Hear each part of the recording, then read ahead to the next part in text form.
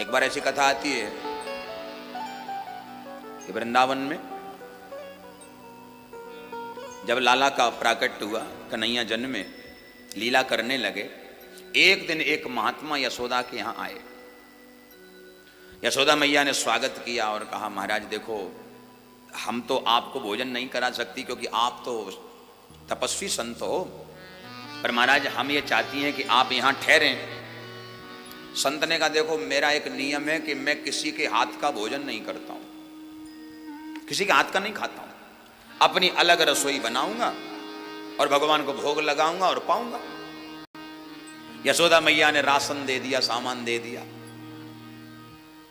और उसी समय संत जी ने एक शर्त रख दी, देख यशोदा, जहां मेरी रसोई बने, जहां मैं भोजन करूं, वहां कोई भी अंदर न आए और खासकर तेरे परिवार के किसी भी व्यक्ति की नजर भोजन पे न पड़े, ध्यान रखना।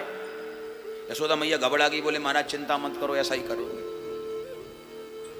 संत जी गए, उन्होंने स्नान किया, रसोई तैयार की, सफाई इत्यादि करके बढ़िया भोजन बनाया और भोजन बना के थाली में सजाया और थाली में सजा के उसमें तुलसी छोड़ दी और तुलसी छोड़ के हाथ जोड़ लिए। त्वदीयं वस्तु गोविंदम तुभ्यमेव समर्पयेत्, गृहाणात् सम्मुखो भूत्वा प्रसीद परमेश्वरः। आओ गोविंद भोग लगाओ, आओ मेरे कृष्ण भोग लगाओ, आओ मेरे प्यारे भोग लगाओ।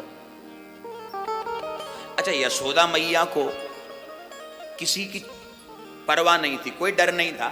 यशोदा मैया जानती थी कि संत जहां भोजन बना रहे हैं या खा रहे हैं, वहां हमारे परिवार का कोई नहीं जाएगा, पर खतरा एक ही आदमी से था। बोलो जय सिया राम। वो अपने लाला से बड़े चंचल हैं। विचार किया यशोदा मैया ने, कहीं ऐसा ना हो कि ये कहीं चला गया तो पूरा मामला गड़बड़ हो जाएगा।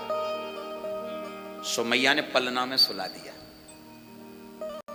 अब पलना में सो रहे ठाकुर जी और इधर महात्मा जी जो हैं, त्वदीयं वस्तु गोविंदम तुभ्यमेव समर्पित, आओ प्रभु, आओ मेरे प्यारे, आओ आओ भोग लगाओ।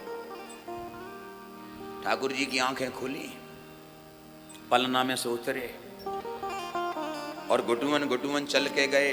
महात्मा जी आंख बंद करके बैठे, हाथ जोड़ के, आओ खाओ, आओ पाओ, भोग लगाओ।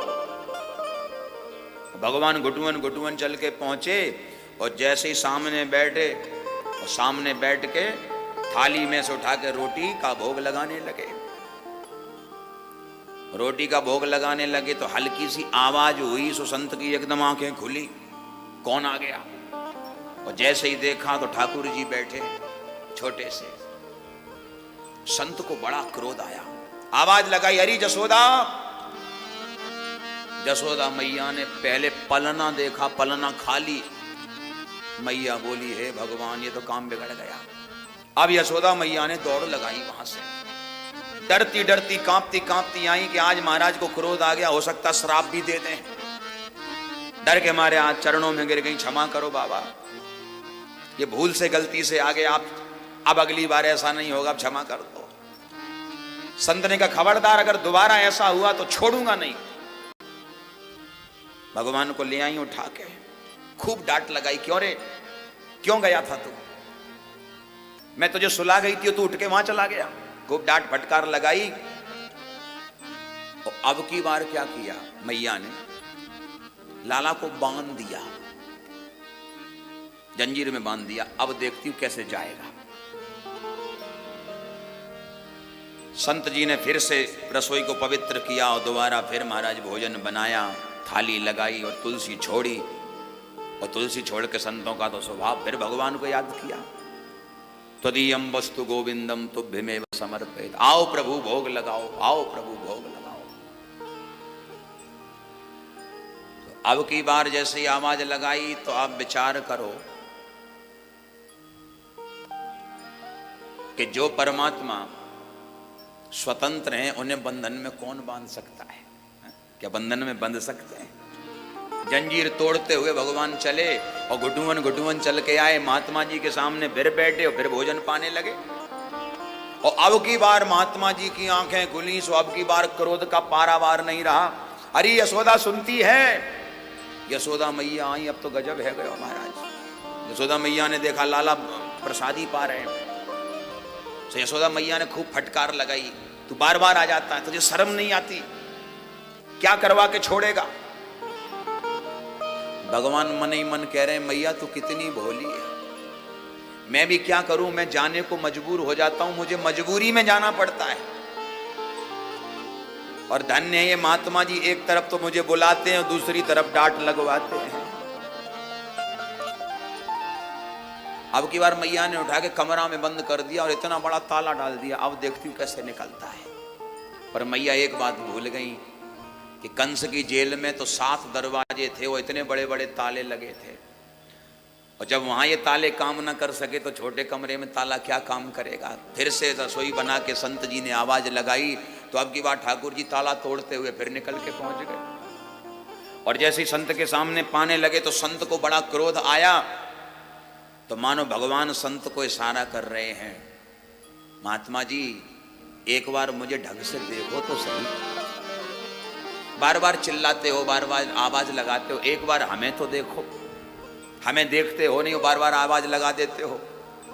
मैया दौड़ती हुई आई है, मैया ने कहा क्या हुआ। सो मैया को भगवान बोले मैया अब आप ही बताओ, ये बाबा जी बार बार हमें बुलाते हैं तो हमें आना पड़ता है, हमारी गलती क्या है। संत ने कहा हम तुम्हें बुलाते हैं। तो भगवान ने अपनी आंखें खोली, वो आंखें खोल के संत की ओर दृष्टि डाल के कहा कि एक बार नजर से नजर तो मिलाओ। एक भक्त का बड़ा प्यारा भाव है, भक्त कहता है ना, ठाकुर जी भी कह रहे हैं कि एक बार नजर से नजर तो मिलाओ, तब काम बने, तब तो पता लगे कि मैं कौन हूं।